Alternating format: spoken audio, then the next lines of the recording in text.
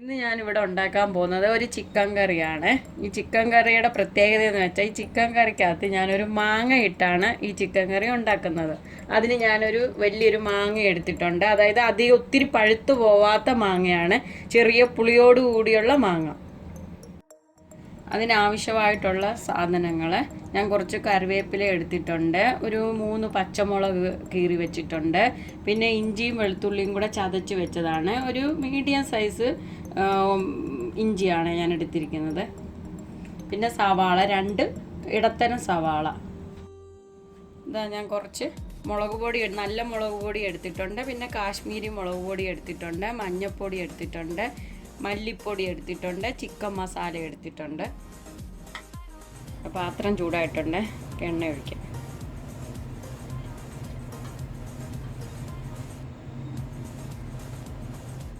എണ്ണ ചൂടായിട്ടുണ്ട്, ഇനി നമുക്ക് കടുകിടാം.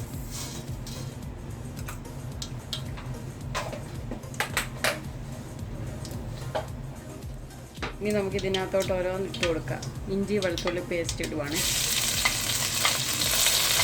ഇതിലൂടെ കറിവേപ്പിലയും കൂടി ഇടുക, പച്ചമുളകും കൂടെ.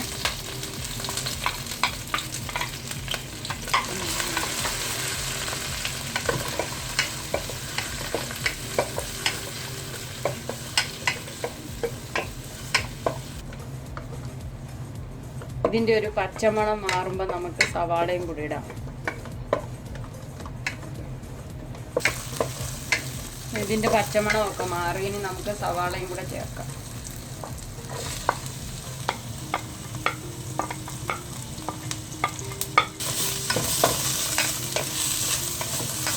ഇനി നമുക്ക് ശകലം ഉപ്പും കൂടെ ചേർക്കാം, ഇതൊന്ന് എളുപ്പൊന്ന് വാടിക്കിട്ടാൻ വേണ്ടി.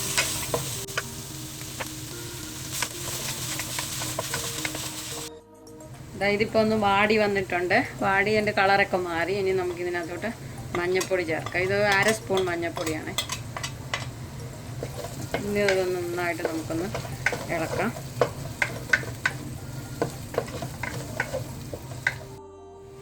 ഇനിയിപ്പം നമുക്ക് ബാക്കി പൊടികൾ ചേർക്കാം. ഇത് ചിക്കൻ മസാല,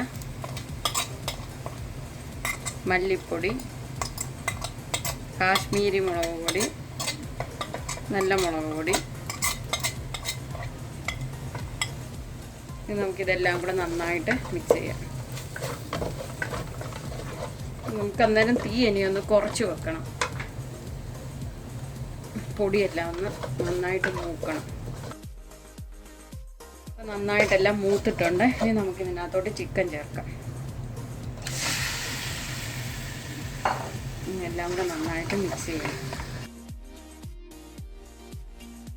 ഇതിപ്പോൾ എല്ലാം കൂടെ നന്നായിട്ട് മിക്സ് ചെയ്തിട്ടുണ്ട്. ഇനി നമുക്ക് ഇതിനകത്ത് ആവശ്യത്തിന് കുറച്ച് വെള്ളം ഒഴിക്കാം. ഞാൻ കുറച്ച് വെള്ളമേ ഒഴിച്ചിട്ടുള്ളൂ. ഇനിയിപ്പോൾ നമ്മൾ ഈ ചിക്കനിൽ നിന്ന് വെള്ളമൊക്കെ ഇറങ്ങും, അതുകൊണ്ട് ഞാൻ കുറച്ച് വെള്ളം മാത്രമേ ചേർത്തിട്ടുള്ളൂ.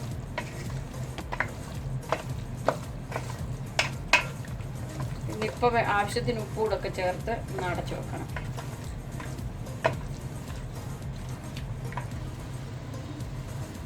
ഞാനിപ്പോൾ ചിക്കനും ആവശ്യത്തിനുള്ള ഉപ്പ് ഞാൻ ചേർക്കുവാണ്.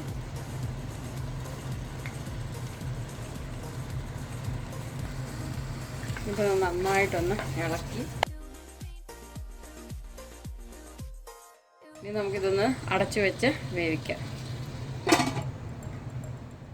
അതായത് ഇപ്പോൾ ചിക്കൻ നല്ലതായിട്ട് വെന്ത് വന്നിട്ടുണ്ട്.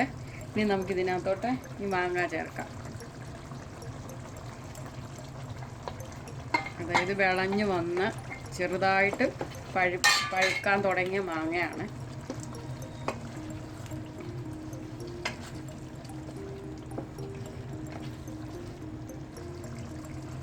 ഇനി ഇതിലോട്ട് ശകലം തേങ്ങ അരച്ചത് ചേർക്കുക.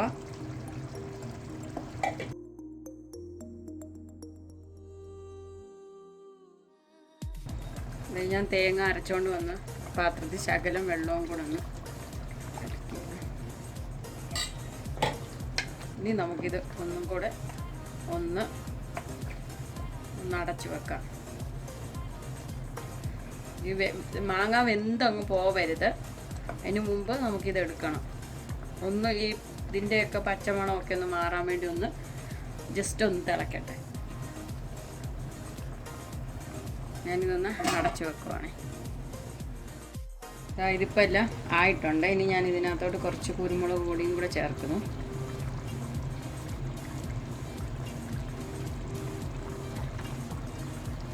അതിൻ്റെ കൂടെ കുറച്ച് ഗരം മസാലയും കൂടെ, ഞാൻ പൊടിച്ച് വെച്ച ഗരം മസാല അതുകൂടെ ചേർക്കും. ഇനിയിപ്പോൾ ഇതെല്ലാം കൂടെ ഒന്ന് മിക്സ് ചെയ്യുക.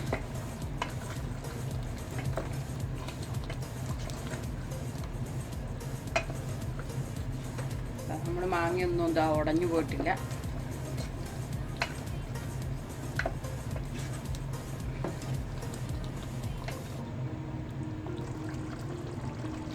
ഇതിലോട്ട് ഞാൻ കുറച്ച് മല്ലിയിലയും കൂടെ ഇടുന്നു.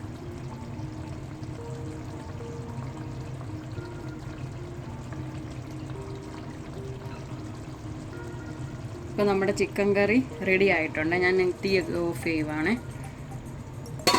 അടച്ചു വെക്കുന്നു. മാങ്ങ ഇട്ടിട്ടുള്ള നമ്മുടെ ചിക്കൻ കറി ഇവിടെ റെഡിയായി. ഞാൻ കഴിച്ചു നോക്കി, നല്ല ടേസ്റ്റ് ഉണ്ട്. ഇതൊരു വെറൈറ്റി ആയിട്ടുള്ളൊരു ചിക്കൻ കറിയാണ്. ഞങ്ങളിത് പുട്ടിൻ്റെ കൂടാണ് കഴിക്കാൻ പോകുന്നത്.